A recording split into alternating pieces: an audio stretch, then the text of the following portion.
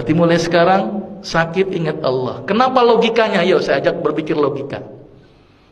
Ibu tahu di dalam tubuh ada yang namanya sel darah putih. Apa fungsi sel darah putih? Untuk melawan kuman. Kalau ada kuman masuk, dia bergerak. Kumannya banyak, dia membelah diri. Setelah mati itu kumannya, karena jumlahnya yang banyak dari sel darah putihnya bunuh diri sendiri. Karena kalau nggak bunuh diri, kebanyakan sel darah putihnya. Pertanyaannya, siapa yang nyuruh sel darah putih? Kok gerak sendiri, belah diri sendiri, bunuh diri sendiri, siapa yang nyuruh? Nah ini yang tanda tanya. Dunia kedokteran nggak bisa menjawab. Ternyata dunia kedokteran menjawab, oh karena adanya kemoatraktan, sehingga mendekat dia kayak mencium aroma. Tapi kan dia bisa gerak, siapa yang gerakin? Terus dia membelah diri, dia tahu ini, oh jumlah bakterinya banyak, dia membelah. Setelah bakterinya habis, dia bingung, dia bunuh diri sendiri.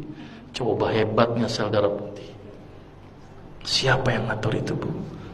Allah. Dan penelitian terbaru, sel darah putih bisa ngobatin plak pada didik pembuluh darah. Sel darah putih bisa ngobatin kanker. Berarti sel darah putih intinya dia bisa mengobati banyak aspek penyakit. Bahkan pengobatan kanker terbaru itu dengan menggunakan imunoterapi.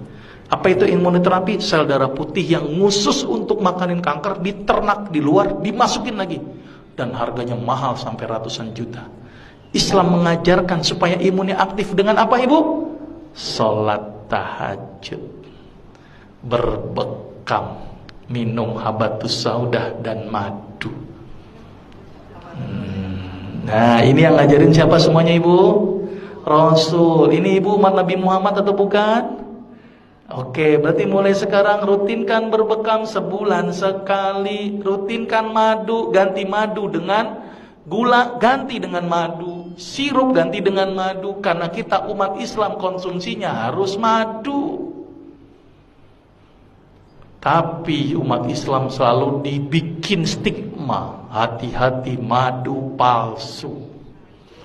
Tapi yang namanya sirup palsu nggak pernah hati-hati. Sirup jelas-jelas palsu diminum, coba. Madu yang belum tentu palsu apa enggak mau diminum.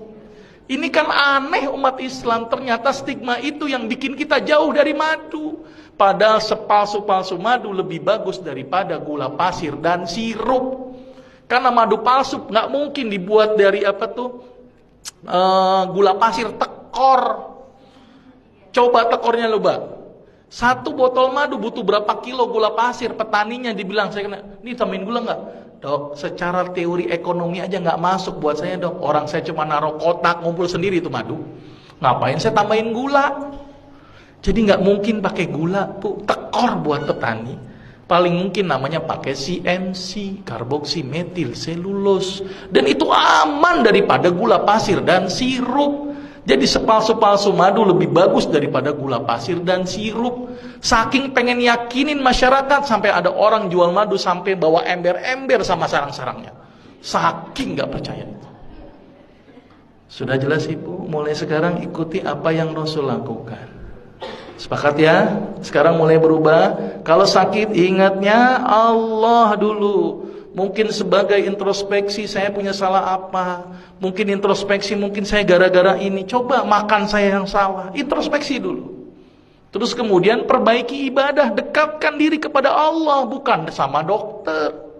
Dokter tuh gak nyembuhin, Bu. Cuman media.